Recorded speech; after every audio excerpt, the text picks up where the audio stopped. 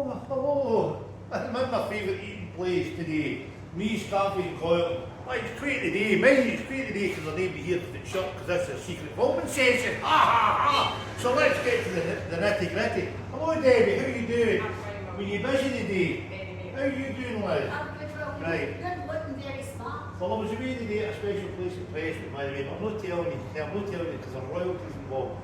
Anyway, there, 2023, you got that award, Best New Business there, so let's hope you get it this year.